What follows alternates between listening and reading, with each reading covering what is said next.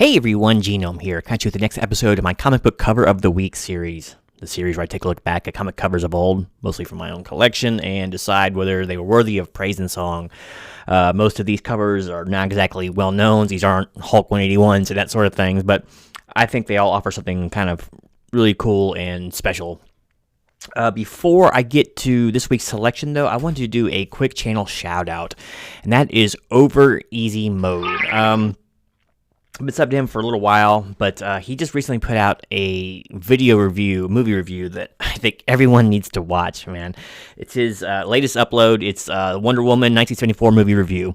And wow, this is like pre-Linda Carter stuff, and it's hilarious. It's the best review I've watched in a while. So get over there. If you're not already subbed to him, give him a sub. Let's crank his numbers up there. But yeah, this review is awesome. I can't wait to see more from him. So excellent job there.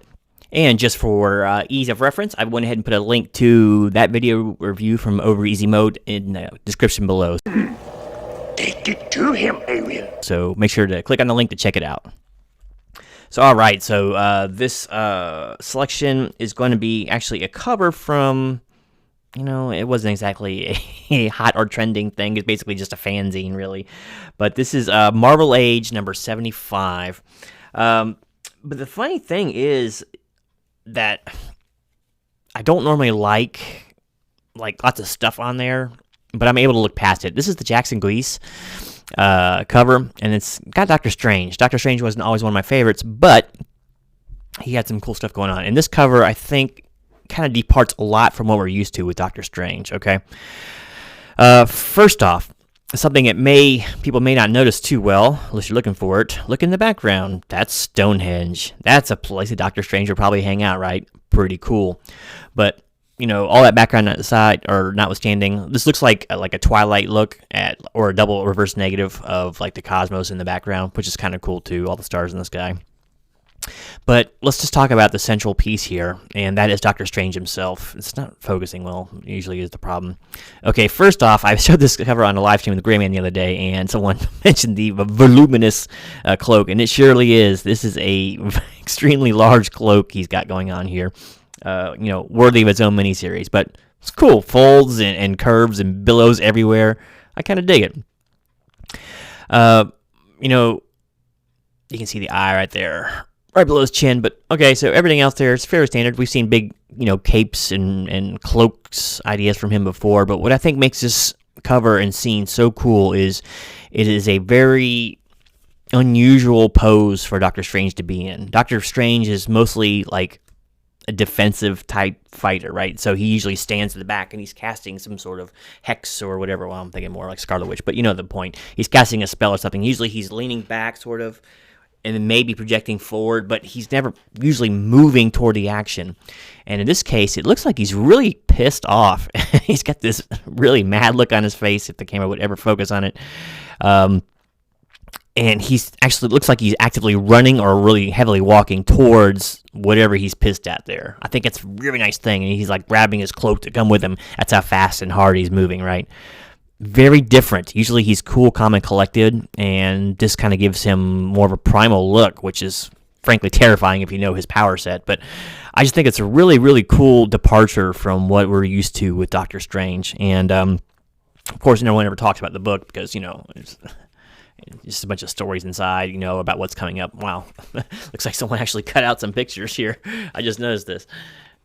Must have been a really cool shot there because they... Nice. But yeah, man, I just think this is, I don't know, it's nothing incredibly special on the artistic front, but I think like thematically this is a really cool cover. And like I said, it's a lot different than what we're used to from usually the rather imperious Doctor Strange. Stephen Strange is not known for fisticuffs and all that. Well, he did take over Zom that one time to fight Hulk, but that's another story. Just cool, man. The purple background works. It really makes him pop.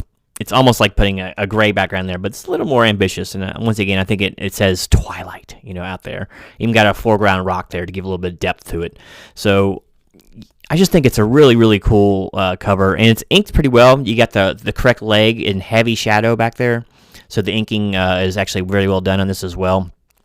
And it gives his little wainscoting there, the proper folding action and all that. So I think just cool. Maybe this would actually zoom in on his face. That'd be awesome. But he has a look of determination there, right? He almost looks like Nick Fury in that picture, to be honest with you. But just a cool one. So let me know what you guys think about this one. It is a interesting cover, I think, to say the least. I like the back cover here, too. Moon Knight has such great artistry back then. I love it. Good example of strong inking, by the way, in that one. And then you got Khonshu symbol there. Very nice. But yeah, just let me know what you think about this cover here. And if you have this book, I'm sure most people don't, but whatever. I just think it's a really fun one. And I think it's, like I said, worthy of my comic book cover of the week. So, all right, thanks again for watching. Do not forget to go over to OverEasy Mode and give him a sub. He's got some pretty cool content up there. And like I said, his review was just spectacular, man. I loved it. I was laughing through a lot of it because that movie definitely deserves a good lampooning. So, anyway, thanks again for watching. Don't forget to like and subscribe. Stay tuned for more review content coming up in the near future, because if I can review it, I will do it. I will be reviewing the last of the Nightmare on Elm Street movies, the 2010 remake, here in the coming week, as soon as the actual DVD gets to me so I can pull clips. I've restarted my Star Trek Next Generation review series again after a little bit of a hiatus. I needed a break from Season 1 because it's awful. So that latest one is posted as well. And, you know, look forward to Graders Notes this Thursday. And I think it's going to be, I'm not sure if it's going to be on Medrog's, J Hood's channel, Comic Head. I'm not sure. It's going to be on someone's channel. Probably not mine, though. So stay tuned for that. So anyway, thanks again for watching. Until next time, this is Genome. Just hoping that Steven doesn't get pissed at him for some reason. Out.